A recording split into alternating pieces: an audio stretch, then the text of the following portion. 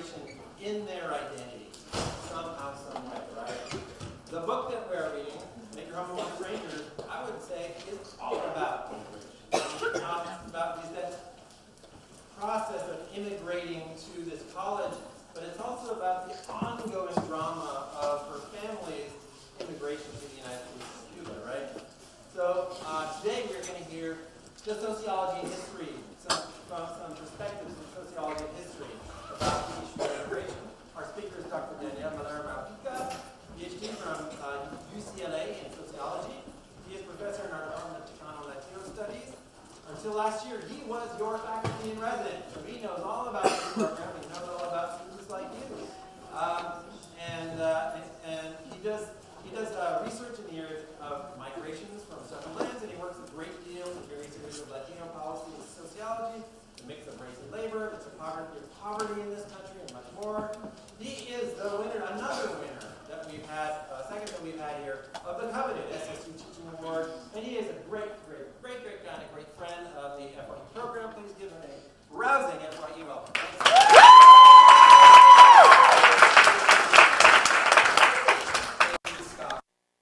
Way back there? Yes, so I have my voice carries, so I'm going to have to really keep it low this time. All right, so good afternoon to all of you. I'm really excited to actually be here. We're going to be talking about, yes, issues dealing with immigration, but also about those students who are first in their family to go to college. So please, out of all of you here, raise your hand nice and high if you are the first in your family to go to college. So that says a lot. So please look around, including some of the faculty, myself. All right, so very good. Please keep that in mind as I'm sort of moving along my presentation today. All right, so here's the outline. Let me mention this in terms of my presentation. I'm going to really go at a fast pace. I'll actually send this to Professor Miller. Just don't go crazy copying the slides. Just pay a lot of attention and follow the sort of storyline that I have for all of you. This is really important. So what is the main argument that the faculty members trying to deliver to all of you today? But these are the topics that I'll actually be covering today. We'll be talking about Cuban immigration, why Cubans left the island, the spectacular island, and why is it that they left and went to the United States? Why are Cubans considered refugees? Yes, they're immigrants, but they also have this special category. They're refugees under the United States sort of rubric of immigration, and we'll actually talk much more about exactly what that means. I'm going to briefly talk a little bit about Cubans today, their political orientation, issues dealing with identity, and all this other stuff. And then I'm going to sort of dive in and talk about Cuban Americans, and particularly Cuban Americans who are young, just like you. Individuals who are just like you, who are born in the United States, their parents are immigrants, and they've decided to go to college. And we're going to be talking about those first-generation college students. All right, let me start off by just setting the tone of why is it that we have Cuban immigration. And you all probably have been already learning about this. The Cuban migration started with this remarkable sort of power of struggles in this specific island. So Fidel Castro basically outs Fulgencio Bautista in this very critical conflict between these individuals, and Fidel Castro becomes the prime minister of this new developed system in terms of political thought. It's a communist country, very close to the United States. Please note, 1959, this is when we're actually talking about this. And what's key about this is this. Many Cubans living in the island did not like the direction that the country was actually moving to. And a lot of folks picked up their stuff and basically left. And they left not only to the United States, but to other parts of the world. Let me also say something before I sort of really dive into this issue of immigration and how somebody like me, when I was your age, what did this Cuban Revolution mean to a Latin American boy or a young adult just like myself? So the Cuban Revolution meant hope for a lot of us, sort of individuals that thought were liberal, sort of tendencies towards the left. We saw this as a great project at the beginning. We were very enthusiastic about the whole thing. We were hopeful that we had now a country with a different way of actually being organized, not with this notion of capitalism at its core. So many of us, including myself, we sort of romanticize in many really, really interesting ways this Cuban Revolution and Che Guevara and Fidel Castro. So having said that in mind, let me sort of move on and really dive into issues dealing with immigration. So as a consequence of this revolution, many Cubans leave, all right? And that's when we see the first very important wave of Cuban migration, 1960s, 1970s. A very important number of individuals basically leave the island, specifically the intelligentsia, people who were middle upper class, individuals who were academicians, business people, etc. And many of these individuals, when they went to the United States, they had this in mind, that they were going to go back eventually, very, very soon, to go and fight against the Castro regime. And of course, they were wrong. No, they had to stay in Miami for many, many decades afterwards. Let me showcase this to all of you so people can really get an idea of how migration has continued. I already have talked about that. There was a very important wave of migration, 60s, 70s. But notice, based on my graph, 80s, we still see an increment. 90s, we still see an increment. 2000s, we see still an increment. And as of today, around 2013, there's 1 million immigrants from the island of Cuba living in the United States. Of course, you probably have all been researching and thinking about the geographic location of both of these countries. No, they are so close by. A lot of people argue that if you are in La Habana on a nice clear day, you could see the side of the United States. That's how close, 90 miles of distance, but also miles of ideological differences. All right, let me talk a little bit about why is it that these Cubans left. And for us in sociology, we love to talk about the pull factors and the push factors. So let me start off with the push factors. Some of these push factors were the following. The attitude of the government. It was not flexible. It was basically inflexible, very dictatorial. Things are going to be done this way, and we're going to follow this path. There's also complete lack of bending to the demands. There's all this sort of new ways of thinking, and the government was extremely, extremely rigid. After the Soviet Union stops giving aid to Cuba, literally the Cuban economy comes to pieces. And now we have a very important segment of the population suffering economically, living at the minimum in many important ways. And not only just economically, but socially, politically, everything was very, very limited.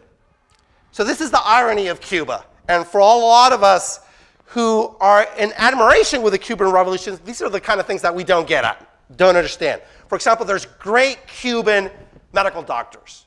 They go and perform remarkable procedures throughout the world. Right now, as we speak, they're actually helping all the Haitian, individuals in Haiti because of the disaster. Big cadre of Cuban medical doctors. But the irony is, if you get sick, I've been sick during the last 3-4 weeks, I go to the doctor, no problem. In Cuba, it's a different story. Things are limited. So just basic necessities like going to the doctor and getting medicine has been very, very difficult. Let's talk a little bit about the pull factors. Of course, the United States welcomes all Cubans. And the United States has given this group a specific clause in immigration. They are referred to as refugees. And we'll talk much more about exactly what that means. Of course, for a lot of these immigrants and for a lot of these refugees, also the possibility of economic advancement was very, very attractive. So this served as a pull factor. Cubans wanted to sort of go and strive and look and try to achieve that famous American dream. And all of you have heard that American dream here in this classroom. Most of you are American by birth. But everybody is able to actually recite this. You go to the most remote areas of the planet, and everybody's able to recite this notion of the American dream. So let me play the first video, Sophia, please. So this.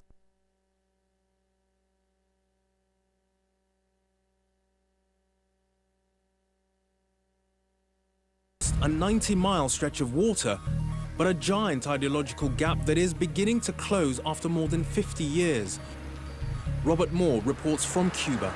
I was very, very happy. That was a present of Christmas for me. Money, money, money. Chris Choi meets Bjorn Ulvaeus to find out why Sweden is going cashless. It seems to me that a lot of people want their Mean.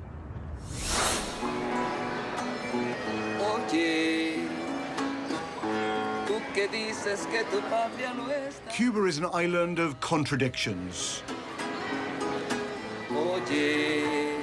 Yes, there is an immense sense of national pride. But there is also knowledge that life is lived in the shadows of isolation, of economic deprivation,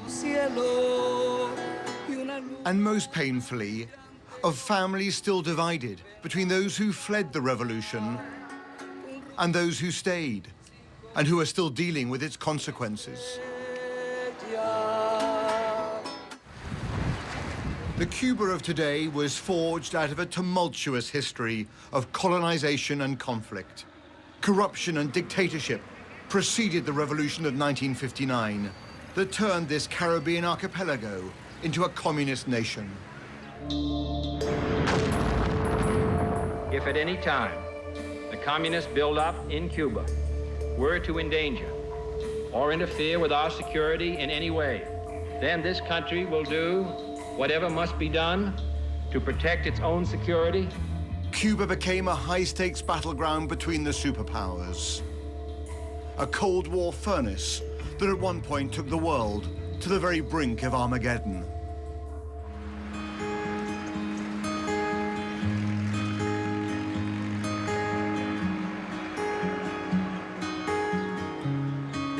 Today, it is a very different story. The younger Castro brother Raul is at the helm. And finally, America and Cuba are on the brink of an historic reconciliation. And economic change feels imminent. I was very, very happy. That was a present of Christmas for me. One woman who captures this new sense of optimism is Nidialis Acosta, who runs a business repairing the classic American cars that are one of the most distinctive features of Cuba. They remain a symbol of a nation caught in a time warp, people forced to cling to the old because of a US trade embargo imposed half a century ago. A policy that has caused significant hardship. Nidialis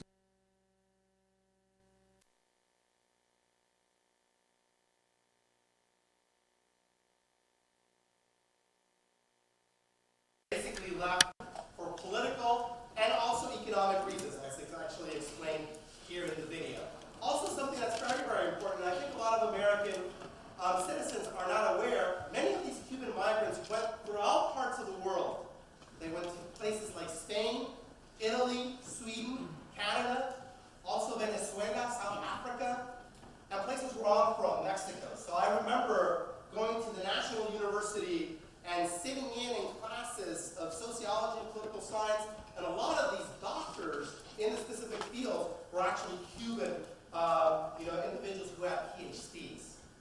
The other really important thing about this Cuban waves is that they came from all types of social classes. The first wave, the second wave was for the most part very, very upper class, and then the third, fourth became regular working class Cubanos. So that's very, very important that we all sort of come to that realization. And again, these immigrants are political refugees. So what does that exactly mean? what makes someone a refugee? So here's what I have on my slide. People living in repressive, autocratic, or conflict-embroiled nations, or those who are members of a vulnerable social group. And in the case of Cubans, many of them were basically leaving because of this repressive government. A lot of freedom of the press, speaking your mind was literally cut, and a lot of people basically decided and leave. So a lot of folks were really, really worried about their lives, and they opt to go and leave this specific area. So these individuals need, and here it sure is a need, they need to immigrate for survival. Here's the definition that I have of refugees. Individuals leaving their countries because of war or persecution due to their nationality, race, religion, political opinion, or membership in a particular group. And by nature of the situation, refugees have to leave their homeland. So Cubans living in the island during this time period really felt this remarkable need of just having to leave the particular country. Some of these Cuban refugees would decide to leave in a week, in 2 days, in 3 days, pick up all your stuff and literally leave. And leaving without thinking perhaps of ever returning back to what you call home. So this is something that I want to sort of invite you all to sort of think about. What would it feel for you if you left your homeland today, let's say in 2 days, and you never could come back again? This is exactly what many of these Cubans had to endure. All right, so again, we've been talking about this refugee status. Cubans have this particular refugee status. And with this refugee status, it brings benefits. Very, very important benefits. And I want all of you to sort of really, really be aware of this. And I'll tell you why this becomes important. And we're going to be talking about this in a couple of minutes. Cubans are always sort of projected as the model minority. Cubans have excelled while having other Latino groups excelled. And in many occasions, we actually see this sort of comparison between Cuban immigrants and Mexican immigrants. And literally, I always tell my students, it's comparing apples and oranges, because they are not starting in the same way when they actually arrive to the United States. So let me share with you all the perks, all the benefits that Cuban immigrants receive. The first really important thing is this.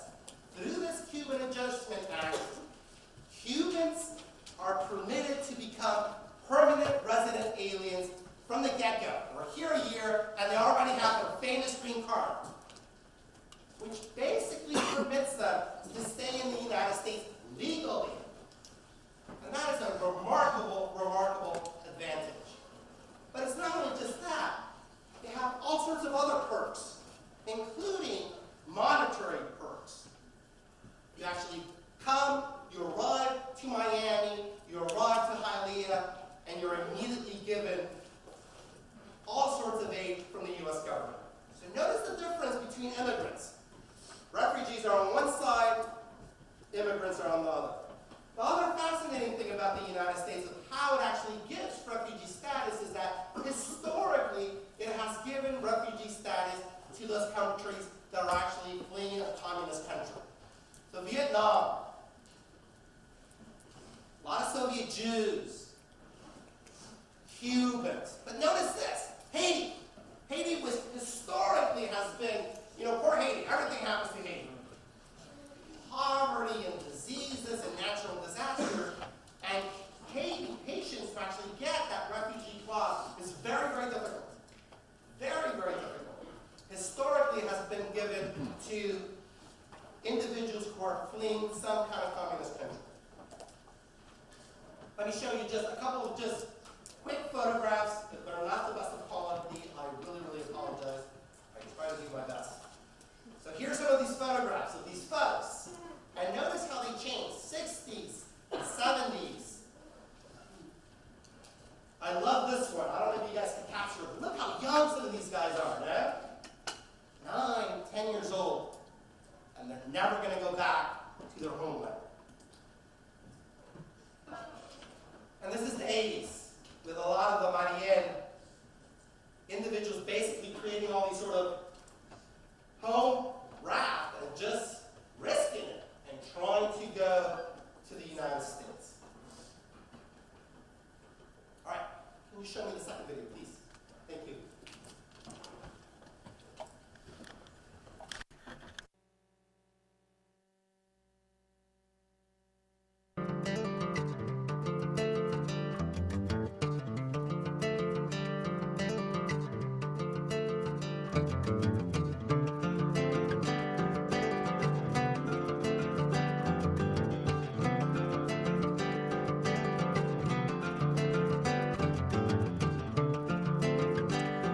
Bueno, cuando yo llegué a los Estados Unidos, yo de corazón lo voy a decir, tuve un choque muy grande. Porque bueno, uno en Cuba, ¿no? Piensa que uno va a llegar a como decimos, ¿no? A un paraíso. Aquí hay muchas cosas buenas, uno va aprendiendo y conociéndolo en el tiempo, pero en ese momento que uno llega, uno le choca duro, porque son costumbres diferentes. Es todo diferente a como nosotros vivíamos en Cuba.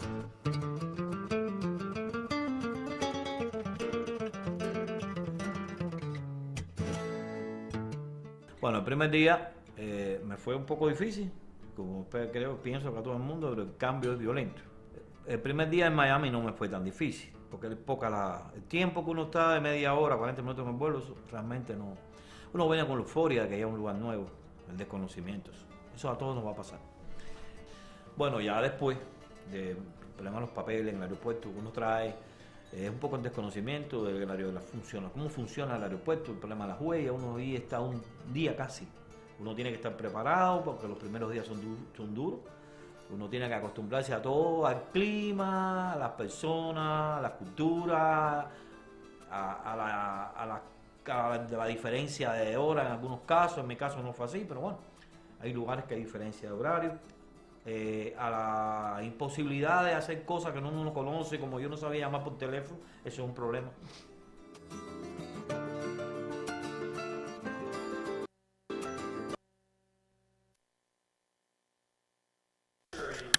In Cuba. So let's talk a little bit about Cuban Americans today. So they've arrived, there are refugees. One of the really interesting and fascinating things about Cuban Americans is how they actually spatially concentrate in specific areas of the United States. Most Cubans live in Florida. And if I would have actually asked you all before, where do Cubans live? All of you have that sort of mental map, you know? You all know that they live in Florida. And notice my graph, a very important number of them actually live in Miami.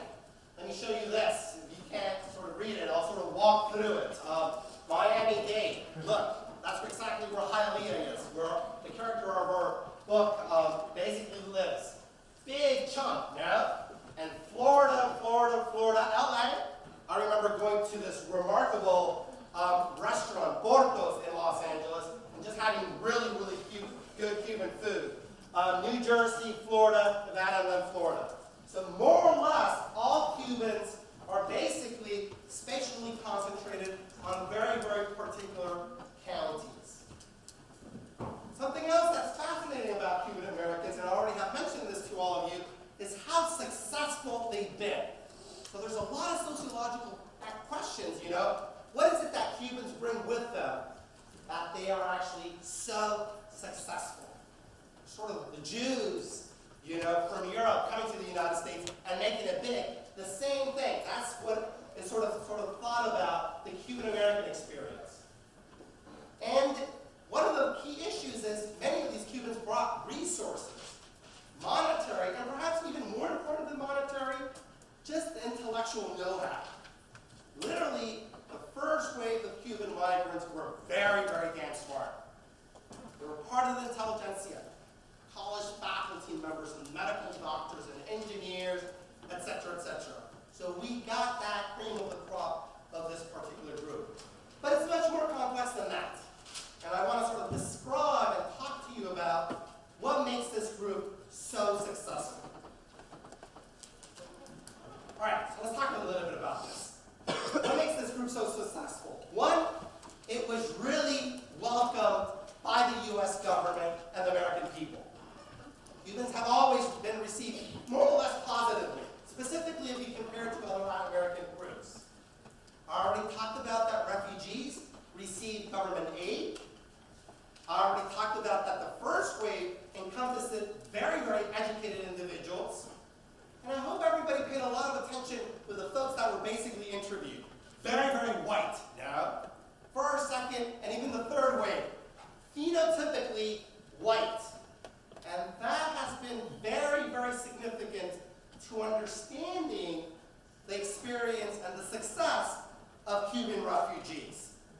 Think about what is the phenotype of the character of the novel that you guys are looking at. Is she mulata? Is she African descent? Is she mestiza? Is she white? I want you all to sort of think about that as I'm actually lecturing. And the last thing is this issue of the ethnic enclave. And this is not particular to Cuban Americans, but a lot of sociologists argue that this is a very, very important part of understanding why is it that this group has done so well. So let's talk a little bit about this ethnic enclave. The enclave is this social, economic, and also cultural sub-society controlled by the group itself, located in a specific geographic area. So a lot of these Cubanos live among themselves, they do business among themselves, and very, very importantly, they also serve as middlemen to actually do all sorts of business to Latin America. They were positioned in a very, very privileged place, so a lot of these became managers, and they were able to negotiate businesses between American corporation and Latin American corporations. I'll give you a perfect example. Mattel, the toy company, my wife worked there for over 10 years, has their branches for Latin America in Miami.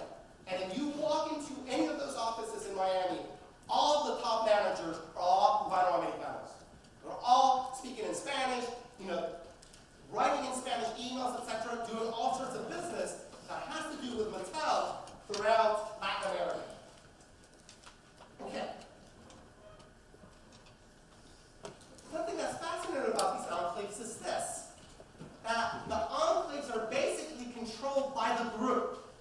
Yes, they do business with other Americans, but they are able to sort of succeed without acculturating.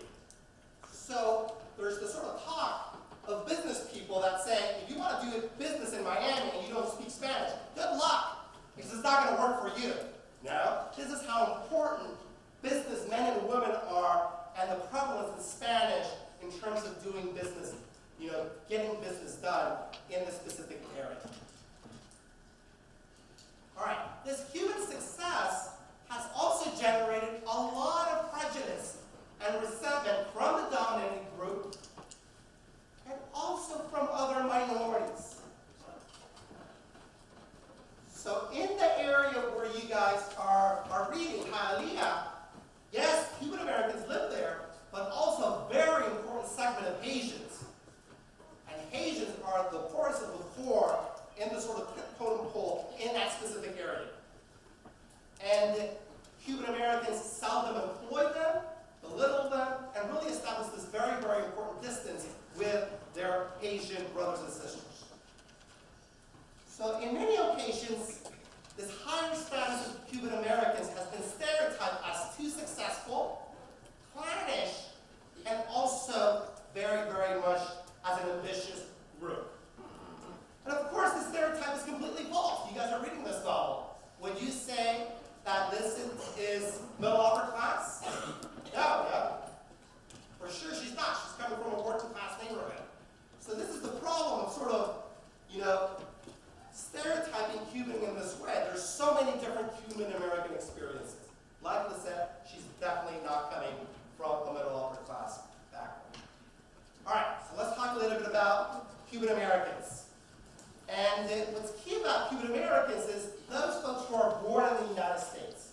These are U.S. citizens, their parents are immigrants, and this is the largest and the fastest growing ethnic group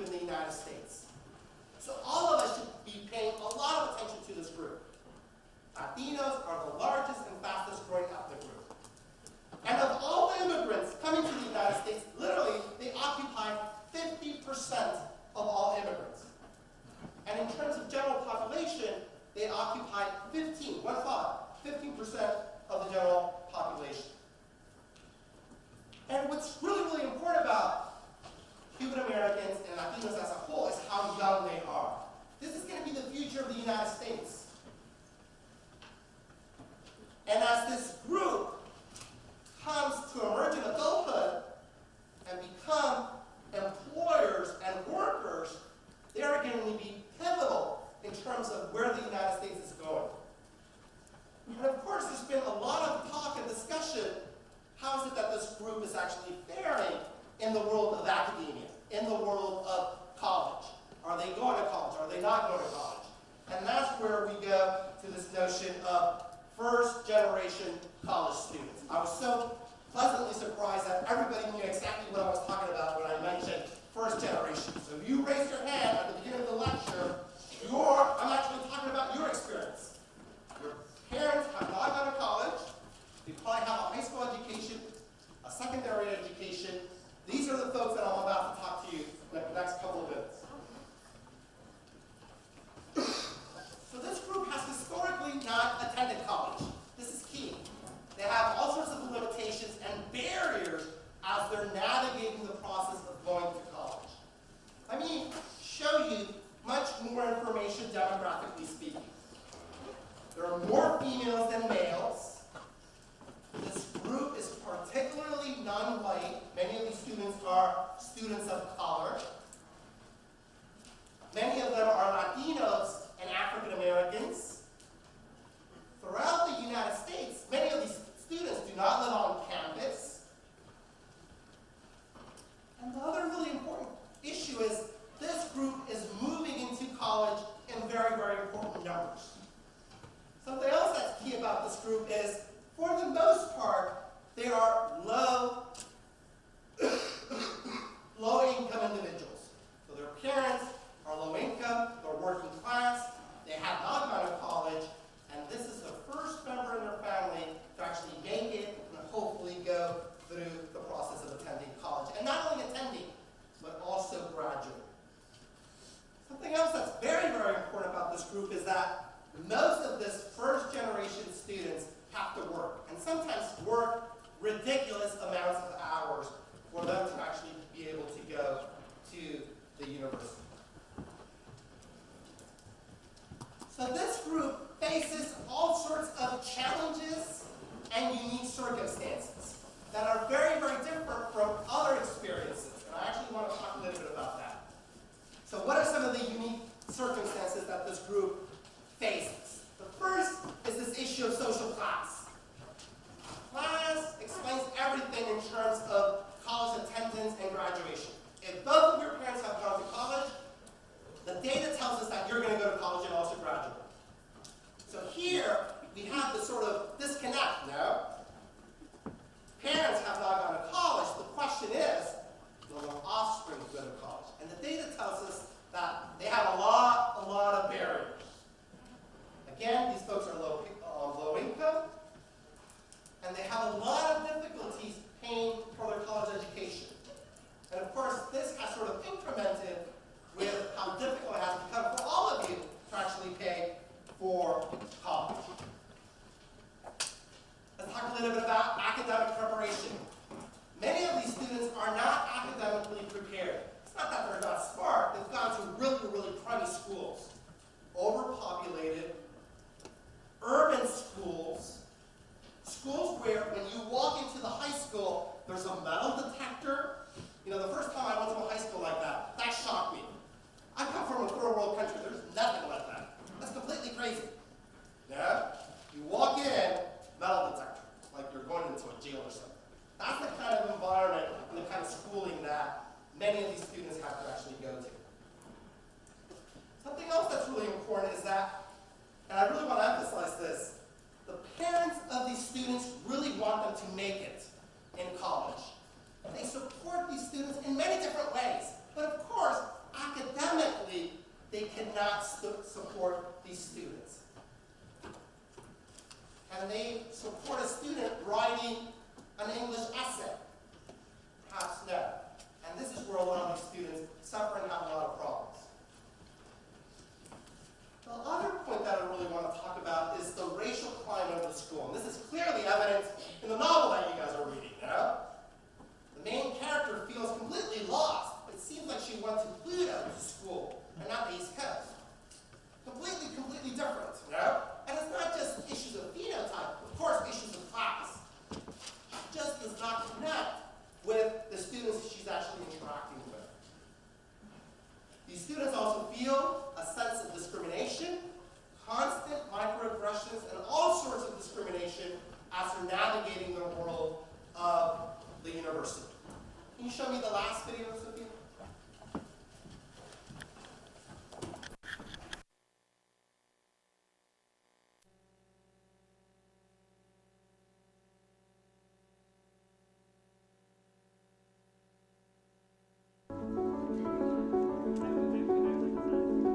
For me, being a first-generation college student is... Everything's a little bit harder. A great privilege, but also a high responsibility. There's not a lot of room for error. I'm the second person ever from my high school to go to an Ivy League school. My dad works as a taxi driver. It means that I'm still able to do just as well as my peers who've maybe had better resources. Sort of like a blessing and a curse.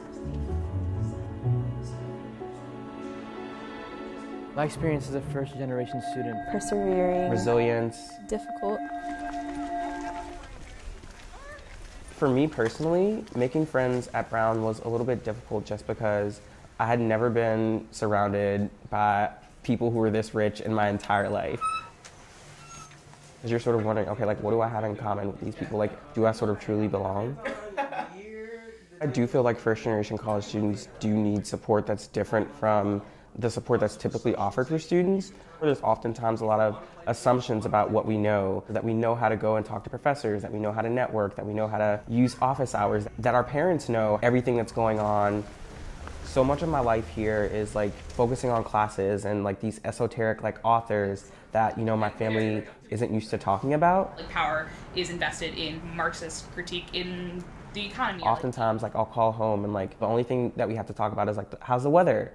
On the other hand, I think there are times where I feel really proud. Like I'll call my mom back home and I'll be like, you will not believe, like this kid like doesn't know how to do their own laundry. Like how do you go so long without knowing how to do your own laundry?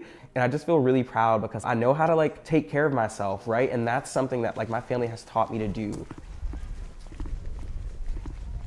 My first generation college student experience. Rewarding. Crazy. That you need to know what you're doing.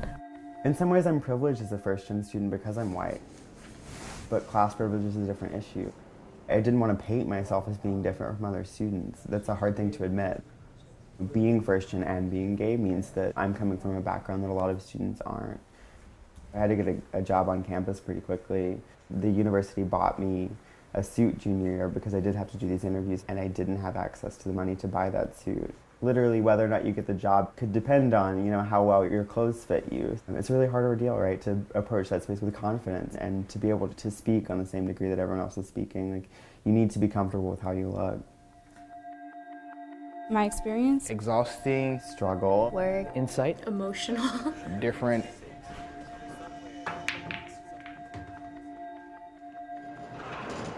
When I compare myself to other students at Brown, sometimes I get angry at them. If they complain about being really busy, and I know that everyone's really busy here, I think like, well, they don't work. They're busy like improving their resume, you know. My first job was actually working as a food server in the student dining services. While I was making salads, my dorm mates were in the sciences library, finishing up their problem sets for chemistry. I'm originally from Colombia. My family moved here when I was 6. If I'm like trying to conceal my first gen identity, I don't mention work.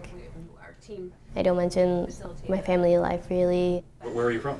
I'm from New Jersey. New Jersey? If they ask me where I'm from, I say New Jersey, you know, because like New Jersey, like anyone can be from New Jersey. We get a lot of students from New York and New Jersey, it seems. Sometimes I avoid telling professors about my background because I just don't want to seem like a burden, and I don't want to like. Very, very interesting and very pertinent to the law. Let me just finish off by mentioning this. What are we doing here at the university to address this population, this first generation in their families to go to college? And here at Sonoma State, I'm very, very proud to convey to all of you, my peers, and also the faculty member, that this year I and a number of other faculty have put together this first generation course. It's on race and social justice, and they're basically your peers. As we speak, there's a living learning community just like this one, and we're trying to model a lot of the really cool stuff that FYE does, but with this first generation group. And I just recently was there with all of you also, some of you, and we went to go see Omar Portuondo now, and the Buena Vista Social Club a couple of days ago. I was so proud. Many of these students had never been to a theater just like the one here at the Green Music Center, and they loved it. Many of them mentioned we went to go see something that was dealing with us, with my culture. So I'll leave it there.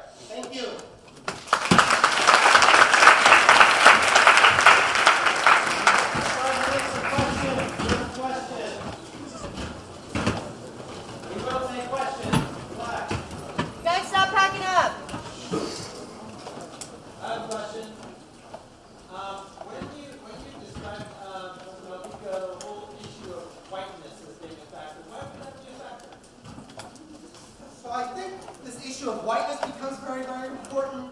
Somebody like me can pass very, very easily here at the university. I'm actually walking through campus and people don't treat me as a racial minority in many occasions.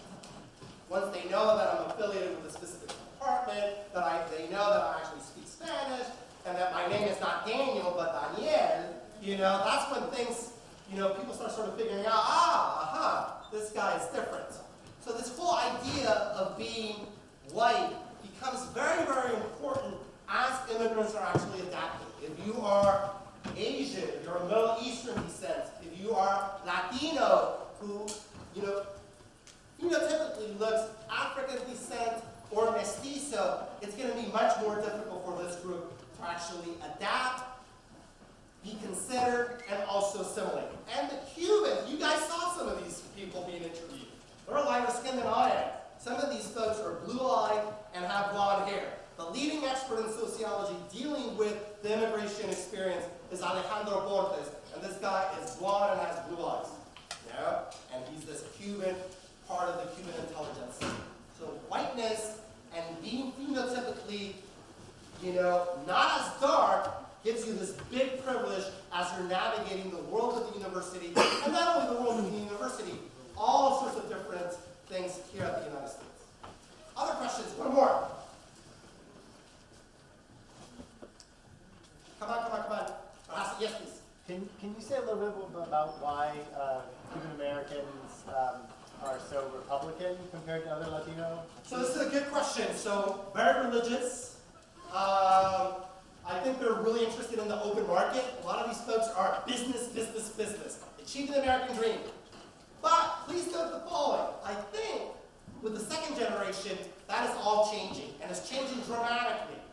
So I would be fascinated, and I'll actually have to, full disclosure, I didn't read the whole novel, so I counted 200 and something. So I don't know if there's something that indicates that where our main character weighs in terms of political orientation. But many second generation Cuban Americans who were born in the United States are going a little bit more towards the Democrat. But historically, they have been voted Republican. All right, thank you.